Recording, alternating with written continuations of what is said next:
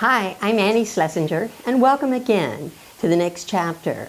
My guests today are Celia and Bernie Bandman, and they are going to be telling you about their initiative, which is called the Center for Communications in Medicine.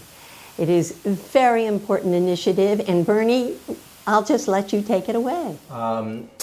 Well, our story begins back in 2001 when myself as a psychologist at the Cancer Center here in Bennington, and Celia, who is a writer, and a dear friend of ours, Pat Barr, who was a patient, realized, and no surprise to anyone who's watching this show, that the communication that was taking place between doctors and patients was not always easily understood. That there was a foreign language being spoken on the part of doctors, and in order to really make decisions that made sense for the person who's the patient, there really needs to be improvement in the communication process. So we came together and we formed an organization, the Center for Communication in Medicine, and we actually implemented a program at the Cancer Center utilizing the observational skills and talents of a writer, whereby after the patient would meet with the doctor, Celia would meet with the patient and ask them a series of questions, beginning with, do you understand what your diagnosis is, your prognosis? Do you understand your treatment plan? How is this illness affecting you and your loved ones? And is there anything you would have liked to say to your doctor that you didn't say? And Celia documented this. And then this note, and the role she created was medical humanist, this medical humanist note was given to the doctor to review. And more often than not, the doctor would say, I told him that. Or at times, maybe I didn't mention that or as clearly as possible. And what happened was this note was the vehicle to readdress what may have been misunderstood or unspoken in the medical visit. And it became extremely valuable as a tool to facilitate the communication. So this program, as you can imagine, was very successful and happens these days in healthcare. The cost was such that the hospital was not able to sustain the program beyond the 3 years from 2003 to 2005. But what this did for us as an organization, for the Center for Communication in Medicine, it provided an opportunity for us to think, okay, what's next? How can we take what we learned in the medical setting and be able to bring it out to others, whether they be in Vermont or, for that matter, across the country. And that really was the beginning of our work expanding. And what we decided was, wouldn't it be helpful to develop a tool that patients and their loved ones, their caregivers, could have available that they could use as a guide? So they could ask themselves, rather than Celia asking them the questions that she did, so they could ask themselves questions about, what do I understand? What are my concerns? What do I need? What am I worried about? And that would be a way in which they could prepare for their visits with their doctors. And this tool is now been developed. It's called the Difficult Conversations Toolkit. And here it is. And it's being used in cancer centers here in Vermont. And it also is the centerpiece of our new initiative, which is called Speak Sooner.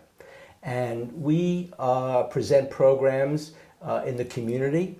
And what we're doing is really educating the public directly about the importance of preparing for visits with their doctors and taking the lead in opening the conversations. one of the things that we have observed from when we began many years ago is that patients and their family members are often intimidated, understandably. They're frightened, they're overwhelmed, and they defer to their doctor in terms of whatever that he or she may think is really best for them. And so what we are finding with the toolkit is that when the patients and their loved ones are coming into the visits prepared, that they're letting their doctor know by asking questions that they really want to be involved in the decisions that is going to affect their lives and those of those people who truly matter to them.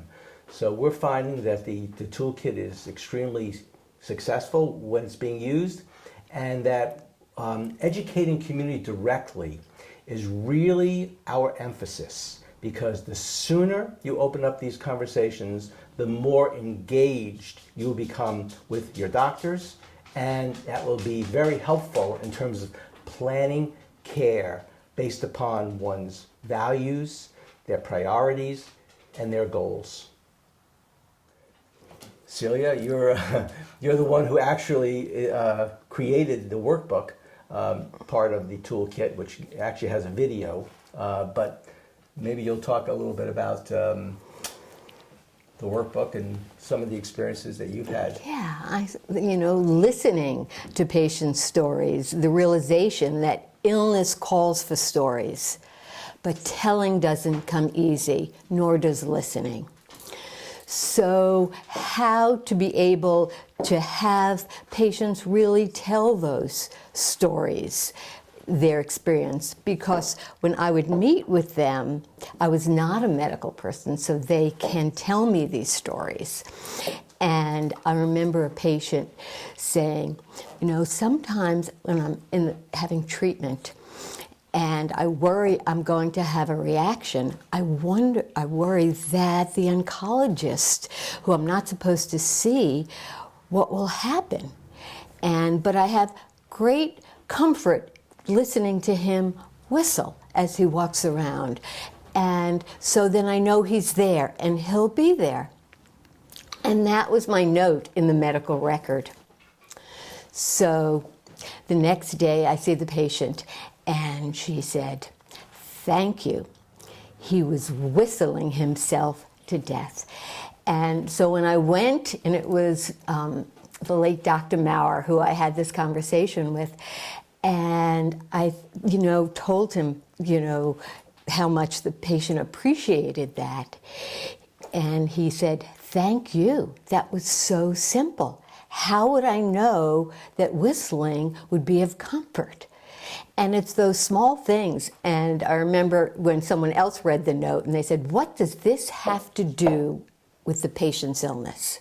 And it's everything. It had to do with the doctor-patient relationship.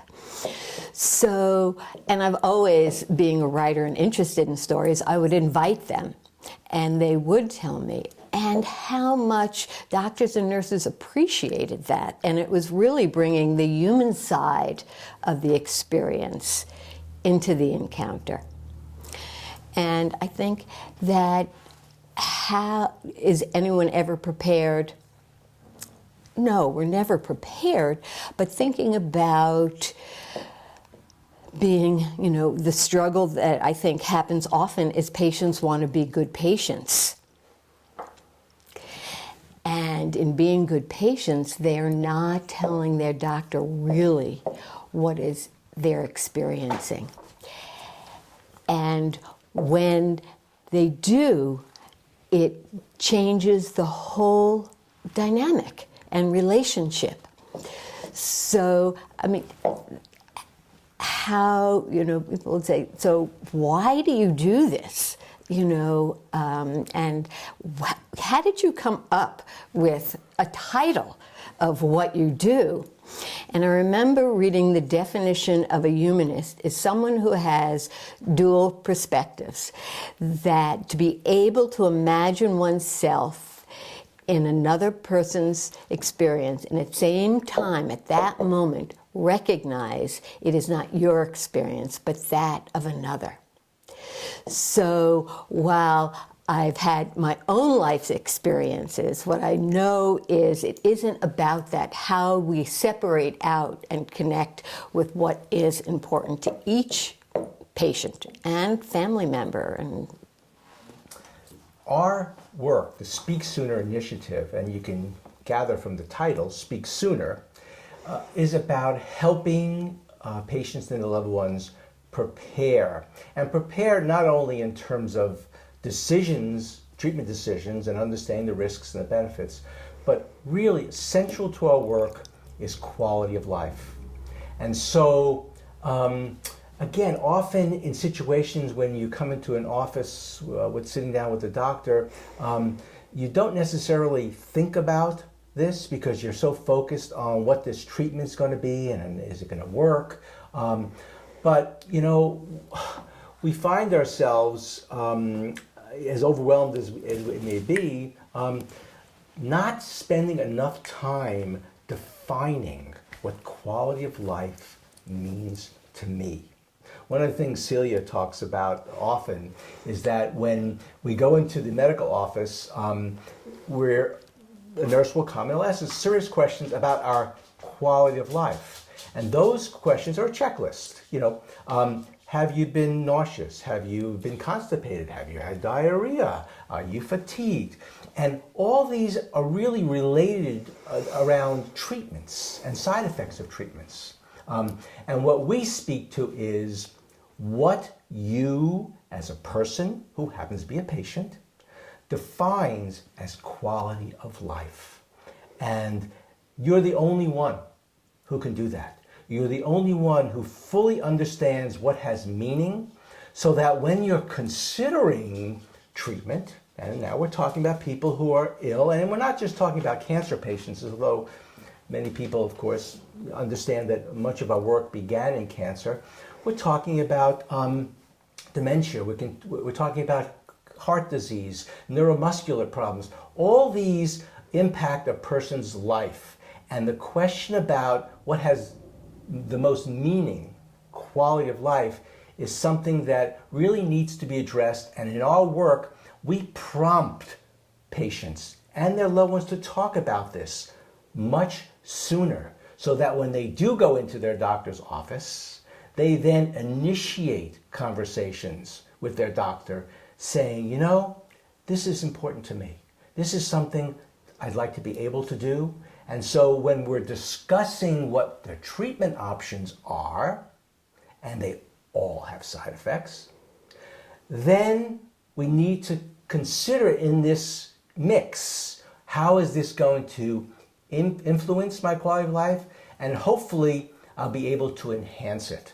So often we find ourselves being asked or being kind of bunched into a group of initiatives, and very important ones, that are focusing on end-of-life care. And as much as our work complements those initiatives, and obviously we need to talk about priorities and what goals may be, our focus and our Difficult Conversations Toolkit is really about quality of life, beginning these conversations sooner between patients and their family members, and then being able to go into that office and being really prepared to talk about these issues. I had an experience with a patient around quality of life, and I spoke with her, and she was going to meet with the doctor. And she said, it's one more treatment. You know, how do I tell the doctor enough is enough? I said, okay, let's do a role play. When we talk about quality of life, let's start with when you wake up in the morning. How does your day start? And she said, immediately I look at my night table and I see all these medications and I zoom in to get that Ativan because I'm already being anxious about what my day is going to be. Am I going to be nauseous? And am I going to be dizzy? And am I going to be anxious? Am I going to be depressed? She says, and then it's okay. Then I move in. And then she said, I said, walk her through that. That's important. Doctors don't know that. And so after her appointment, we had a conversation, and I said, "So, how did the visit go?" She said, "Great." As soon as she saw me, she told me how great I look. And I said, that's always the challenge. We present ourselves and go dressed up, and then we're presenting that's what they're taking in. And she said, "Oh, but she asked me how I feel." And I said, "Let me tell you how I feel." And I walked her through my experience. And she said, I didn't know that. It would be unethical for me to offer you this treatment knowing your quality of life. Because while I can extend your life, the quality of your life will not be the same. It's cumulative effect. So, and she asked, "So how long do I have?" She said, 3 months, 4 months without treatment. And she agreed. She lived 8 months. And it really was a wonderful opportunity for me to help a patient through that, to articulate that, to help doctors, and for doctors to recognize that it's unethical. But it's part of the shared responsibility. Doctors are not mind readers. And so I think we have a responsibility in this. It's not the years in your life, but the life in your years that matters. That piece that people can live a very long time, but at the same time not really living because fear takes over and anxiety of what's going to happen as we age, and we all are. And so I think it's that piece of what's important, but really helping. All of us have a responsibility, as do doctors, and certainly in today's climate of managed care, how prepared we have to be. And certainly, and we're talking about doctors, but our relationships with family and friends are critical, and how we go through this experience and how they impact us. And it's a team sport, as one patient said. It's building a team and who you need on your team. Say a little bit about the team. Yeah, who's on your team? We have a medical team. You have your doctor, you have your nurse, there's somebody else who does treatment. There's the medical team. But then there's the team. Who are the people who support you, what you need? And oftentimes people say, and we have a video in which a patient said, yes, they were friends, but where are they when the going gets tough? And the challenges for people who are uncomfortable with those conversations. Afraid of is that her family would feel that they were not important enough to live for. And that was profound. And what's very interesting about that in the development of our Difficult Conversations Toolkit, in the video portion of it, we found in that particular video session, the patient, who's an adult, her father was there, and he heard this. And he was helping take care of her because she needs some assistance. And he never heard that before. And it's about what comes out of conversations as a result of him overhearing this interview going on. They then, afterwards, talked. And it was the first time they really addressed this whole notion of her decisions and how it impacted her family, and that they too did not want her to suffer. They did not want her to go on if in fact she felt she just couldn't do it anymore. And it wasn't a matter of her not loving them enough. It was about them understanding that this was really just too much. So this is one of the issues that does come up in terms of families and patients trying to protect one another by being silent, not communicating. And, in our work, communication is the key. Communication is everything. But, and it may appear like people talk about, it's important to communicate with your doctor and so forth, and it sounds soft, as opposed to the hard-nosed treatments of medical area. But in fact, communication is really essential to be able to make decisions that make the most sense for the patient. And in instances, as I just shared with you, how the family was affected by this. And the fact that this father and daughter talked made an enormous difference in their life. In fact, it not only provided relief, but it also, in the long term, really minimized any regrets that one another might have felt about not saying this and then having to go on, especially with her father, after she passed, knowing that she was going about making decisions, treatment decisions, based upon what she thought they wanted would be best for them, not to upset them.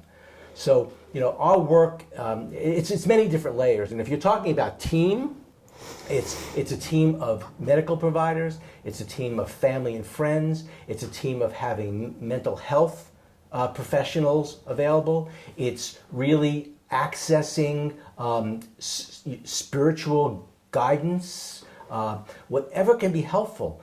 But talking about this openly and the prompts that we have in our toolkit really allow for the exploration of these kinds of issues, so that in the end, the patient can really build a team that makes the most sense for them. And that's really our hope. And for us, it's about getting the word out there, spreading the word, educating community. We have a program coming up which will air before this goes on your show. But it's just the importance of making this part of a public conversation and having tools available. Because one of the things that we see is to have something that you can look at before you even enter the doctor's office. And what we've learned, because there is a workbook which you can write notes, that it's not even necessary to write the notes. What's really important is to prompt the thinking. Interestingly, we have used this workbook toolkit at the VA hospital in Vermont at White River Junction. And we asked for feedback from, these are veterans. And one of the things they were asked, did you find it helpful to write in the workbook? And more than half of those in our study said, nah, wasn't necessary. But to every visit, they had the workbook tucked under their arm because it was a reference, it was a guide. Didn't need to write, and you don't have to write. The key is really to be thinking about these things, identifying what the issues and concerns may be, and being prepared, and this is really the key, to take the lead in opening conversations with the healthcare providers. It's going to really be incumbent upon us to do that. With the 15-minute visit and how healthcare is going, it really is, as we say, a paradigm shift. Our work is really shifting to, we have to be the ones to come in the door and take the mind reading off the doctor. And incidentally, as Celia, you just mentioned, what we have found in terms of feedback from the medical staff is they feel relief. It's enormously helpful to them when the patients come in prepared. There's no dance going on. They in fact know, because you're saying it, I've looked at these materials, I've thought about it, and I want to let you know, doctor, I'm ready to talk about these issues. I want to talk about it. I want to be actively engaged in decisions that affect my life and the people who I love. Toolkit, the Difficult Conversations Toolkit, is available at speaksooner.org, which is our website, and it's free. So you can view the video, you can see the workbook, you can actually make notes and download it for yourself. Or if you'd like to order your own print copy, also at speaksooner.org. We'd be happy to take your order and send you a copy. Incidentally, we're expanding. We've done a number of programs here in Vermont, both Bennington, Manchester, Rutland, Woodstock, Burlington. And so what we want to be able to do is actually build a model, a community Speak Sooner model, so that anyone, anywhere would be able to take these materials and have a facilitator's guide and be able to have these conversations, whether in your living room or at a church or in any kind of community setting. So our energies are really moving in that direction. And also, at this moment in time, anyone who is a patient at the Cancer Center in Bennington and in Rutland, they have the toolkits. They can ask for them if they haven't been given to them. So these are two institutions that are using them and are offering them. So, but they can ask for them if they're not out in sight. One last word about the website, because if you want to stay updated about current news and programs, I would then suggest you go to speaksooner.org and you can actually sign up, and that way you can get all the most up-to-date news that's going on with our organization. So and my blog. And Celia's blog, A Medical Humanist's Note. Celia and Bernie, I want to thank you so much for having come today and explain to all of us what your initiative is about. It's so important, and thank you so much, and good luck.